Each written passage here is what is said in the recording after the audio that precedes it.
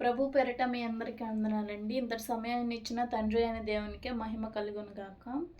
మరి ఒక వాగ్దాన సందేశంతో నేను మీ ముందుకు వచ్చానండి. ప్రతిరోజు ఆయన మాటలు, ఆయన బైబిల్ గ్రంథం చదవడం ద్వారా లేకపోతే మనం వాక్యాన్ని వినడం చేత మనకు గొప్ప ధైర్యం కలుగుతుంది. అందుచేతనే ప్రతిరోజు మనము బైబిల్ చదవడం, అలాగే వాక్యాన్ని ధ్యానించడం చేయడం మంచిది. అయితే ఈరోజు చూసుకున్నట్లయితే దేవుడు మనతో భయపడొద్దు అని సెలవిస్తున్నాడు. ఏ ఏ విషయాల్లో మనం భయపడుతున్నామో అట్టి వాటి నుంచి దేవుడు మనకి ఒక మంచి ధైర్యాన్ని ఆయన మనకు కలిగిస్తున్నాడు. మనం చూసుకున్నట్లయితే బైబిల్ గ్రంథం నుంచి బైబిల్ పండితులు ఎంతోమంది తేల్చి చెప్పింది ఏంటంటే, బైబిల్ గ్రంథంలో 366 సార్లు భయపడకము అని రాయబడి ఉంది అని బైబిల్ పండితులు చెప్పారు. మనకి సంవత్సరానికి ఎన్ని రోజులు అండి? 365 రోజులు. లీవ్ సంవత్సరానికి 366 రోజులు ఉంటుంది. అంటే లీవ్ సంవత్సరం 4 ఇయర్స్కి వస్తుంది. అంటే 365 రోజులు సంవత్సరం పొడుగునా మనం భయపడొద్దని బైబిల్ గ్రంథం సెలవిస్తూనే ఉంది. మనం బైబిల్ నుంచి చూసుకున్నట్లయితే యెషయా గ్రంథము 41వ అధ్యాయం 10వ వచనం. నీవు నా దాసుడివనియు నేను నిన్ను ఉపేక్షింపక ఏర్పరచుకుంటున్ననియు నేను నీతో చెప్పి ఉన్నాను. నీకు తోడై ఉన్నాను, భయపడకుము, నేను నీ దేవుడినై ఉన్నాను. దిగులు పడకుము, నేను నిన్ను బలపరుతును. నీకు సహాయం చేయవాడును నేనే. నీతియను నా దక్షిణ హస్తముతో నిన్ను ఆదుకొందును.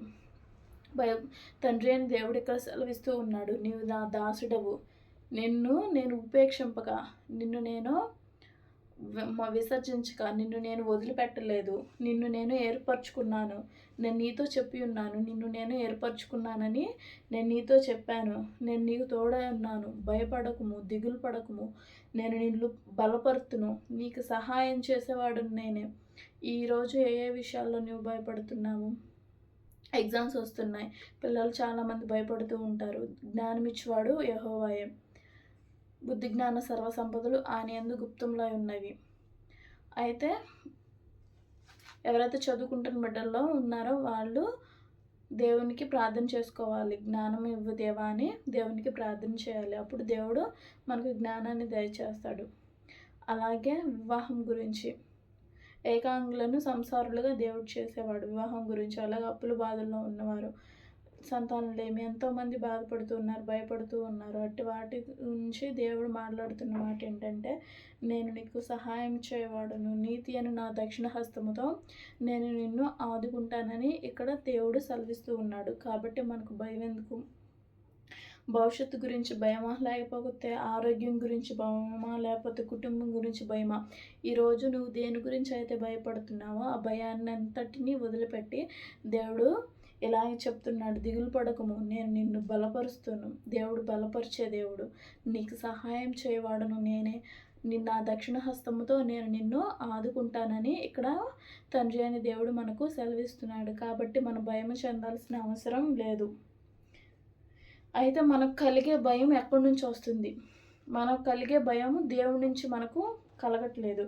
చూసినట్లయితే దేవుడు మనకు ఇంద్రియ నిగ్రహం గల ఆత్మనే ఇచ్చాడు, పిరికితనం గల ఆత్మను ఇయ్యలేదు. చూసుకున్నట్లయితే 2వ తిమోతికి రాసిన పత్రిక 1వ అధ్యాయం 7వ వచనం. దేవుడు మనకు శక్తియు, ప్రేమయు, ఇంద్రియ నిగ్రహము గల ఆత్మనే ఇచ్చాను కానీ పిరికితనము గల ఆత్మను ఇయ్యలేదు. పిరికితనము గల ఆత్మను దేవుడు మనకు ఇవ్వలేదు. శక్తి, ప్రేమయు, ఇంద్రియ నిగ్రహము గల ఆత్మనే ఇచ్చాడు కానీ పిరికితనం గల ఆత్మను దేవుడు మనకి ఇవ్వలేదు. కాబట్టి మనం ఎందుకు భయపడాలి? పిరికితనం మనలో ఎందుకు వస్తుంది? పిరికితనం వచ్చినప్పుడు భయపడకము, దిగులు పడకము, నేను నీళ్ళు బలపరుస్తానని చెప్పిన దేవుడికి మనం ప్రార్థన చేసినట్లయితే అట్టి భయం నుంచే దేవుడు విడిపిస్తాడు. నాకు కూడా అనేక సార్లు చాలా భయాలు వేస్తూ ఉంటుంది. ప్రార్థన చేసుకున్నప్పుడు దేవుడే ఆ భయాల నుంచి మనల్ని విడిపించే దేవుడు, మనకు బలాన్ని బలపరిచే దేవుడు. మనకు భయం వేసినప్పుడు మనం విశ్వాసంలో బలహీనమవుతాము. సో అది ఒకసారి మనం చూసుకోవాలి. మనం చూసుకున్నట్లయితే పేతురు ఒక మంచి ఉదాహరణ. మత్తయి సువార్త 14వ అధ్యాయం 29 నుంచి 31కి చూసుకున్నట్లయితే ఇక్కడ సందర్భం ఏంటంటే, పేతురు ధోనిలో ఉంటారు, యేసుప్రభు గారు ఉంటారు. అయితే పేతురు నీళ్ళ మీద నడుస్తాడు. అయితే చూసుకున్నట్లయితే పేతురు నీటి మీద నడిచినప్పుడు ఆయన రమ్మనగానే పేతురు దోణి దిగి యేసు నొద్దకు వెళ్ళుటకు నీళ్ల మీద నడిచెను. కానీ గాలిని చూచి భయపడి మునిగిపోసాగా, ప్రభువా నన్ను రక్షించమని కేకలు వేశాను. ఇక్కడ చూసుకున్నట్లయితే పేతురు ప్రభువా నీవే దేవుడు అయితే నేను కూడా నీళ్ళ మీద నడుస్తాను అన్నప్పుడు, అప్పుడు దేవుడు పేతురు వెంటనే లేచిరా అని దేవుడు పేతురుకు చెప్తాడు. పేతురు వెంటనే లేచి నిలబడి నీళ్ళ మీద నడిచాను. కానీ గాలిని చూసి, అక్కడ అపవాది పేతురుని శోధించింది. గాలిని చూసి భయపడడం చేత మునిగిపోయాడు. అప్పుడు యేసుప్రభు వారు వెంటనే యేసు చేయి చాపి అతన్ని పట్టుకొని, అల్పవిశ్వాసి ఎందుకు సందేహపడతావని అతనితో చెప్పాను. అల్పవిశ్వాసి ఎందుకు సందేహపడతావు అని అక్కడ దేవుడు సెలవిస్తూ ఉన్నాడు. పేతురు చక్కగా నీళ్ళ మీద నడుచుకుంటూ వెళ్ళాడు. కొంత దూరం వెళ్ళిన తర్వాత గాలిని చూసి భయపడ్డాడు. కొన్ని శోధనలు, ఇబ్బందులు, ఇరుకులు వచ్చినప్పుడు వాటిని చూసి భయపడుతూ ఉంటాము. ఇక్కడ పేతురు కూడా అదే చేశాడు. కానీ అల్పవిశ్వాసి ఎందుకు సందేహపడితివి అని దేవుడు ప్రశ్న వేస్తున్నాడు ఈరోజు. ఎందుకు భయపడటం, ఎందుకు సందేహపడటం? నా యందు విశ్వాసం ఉంచువాడు ఎన్నడూ కదల్చబడడు. విశ్వాసం లేకుండా దేవునికి ఇష్టడై ఉంటే అసాధ్యము. భయపడకము, నమ్మిక మాత్రం ఉంచుము. ఇక్కడ దేవుడు నమ్మిక మాత్రం ఉంచుము. ఎందుకు సందేహపడుతున్నావు, ఎందుకు భయపడుతున్నావు అని దేవుడు మాట్లాడుతూ ఉన్నాడు. ఎందుకు భయపడాలండి? దేవుడు బలపరిచే దేవుడు, సహాయం చేసే దేవుడు, ఆయన దక్షిణ హస్తంతో మనల్ని ఆదుకునే దేవుడు మనం ఉండగా మనం ఎందుకు భయపడాలి? అలాగే ఇంకొక గొప్ప ఉదాహరణ మనం చూద్దాము. 1 సమూయేలు గ్రంథము 17వ అధ్యాయం 45వ వచనం. ఇక్కడ చూసుకున్నట్లయితే దావీదు, గొల్యాతు, అందరూ గొల్యాతును చూసి అందరూ భయపడుతూ ఉన్నారు. కానీ దావీదు మాత్రం చిన్న పిల్లవాడైనా కానీ గొల్యాతు ముందు ధైర్యంగా నిలబడ్డాడు. ఇక్కడ చూసుకున్నట్లయితే దావీదు, నీవు కత్తియు ఈటయు బల్లెమును ధరించుకొని నా మీదకి వచ్చుచున్నావు. అయితే నీవు తిరస్కరించిన ఇశ్రాయేలు సైన్యములకు అధిపతి యెహోవా పేరట నేను నీ మీదకి వచ్చుచున్నాను. అక్కడ యుద్ధం చేసింది దావీదు కాదండి, దేవుడే. గొల్యాతుతో యుద్ధం చేసింది ఎవరు? కానీ దావీదును అక్కడ ఉపయోగించుకున్నాడు. ప్రభువే సైన్యములకు అధిపతి యెహోవా పేరట నేను వచ్చుచున్నానని దావీదు చెప్పి గొల్యాతు మీద, నుదుటి మీద వరుసలు రాయేయటం జరిగింది. గొల్యాతు ఒక్క దెబ్బకే కిందకు కుప్పకూలిపోయాడు.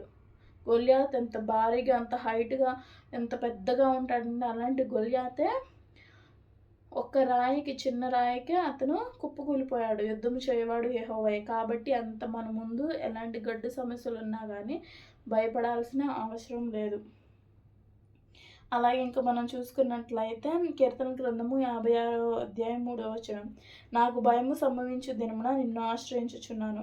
ఇక్కడ చూడండి కీర్తనకారుడు ఏమని మాట్లాడుతున్నాడు. నాకు భయము సంభవించు దినమున నిన్ను ఆశ్రయించుచున్నాను. చూడండి, భయం సంభవించినప్పుడు దేవుణ్ణి ఆశ్రయిస్తున్నాడు. మనం ఇప్పుడు దేని గురించి అయితే భయపడుతున్నామో, ఆందోళన చెందుతున్నాము, కలవరపడుతున్నాము, మీ చింత యావత్తు ఆయన మీద వేడు. ఆయన మిమ్మల్ని గురించి చింతించుచున్నాడు కనుక మీ చింత యావత్తు ఆయన మీద వేయుడు. దేని గురించి చింతపడకూడదు కానీ ప్రతి విషయంలో ప్రార్థన విజ్ఞాపముల చేత కృతజ్ఞతాపూర్వకముగా మీ విన్నపములు దేవునికి తెలియజేయడని తండ్రి అయిన దేవుడు మనకు సెలవిస్తున్నాడు. భయం చెందినప్పుడల్లా దేవుణ్ణి ఆశ్రయించుట మేలు. మనుషులను నమ్ముకున్నట్టు కంటే యెహోవాను ఆశ్రయించుట మేలని బైబిల్ గ్రంథంలో ఉంది. సమస్య వచ్చినప్పుడు మనం ఎటు పరుగులు తీస్తున్నామో ఆలోచించుకొని మన దేవునికి ప్రార్థన చేసినట్లయితే దేవుడు గొప్ప విజయాలను దయచేస్తాడు. ఈ చిన్న వాక్యం దేవుడు మీ హృదయంలో ఫలింపజేయను గాక. ఆమేన్.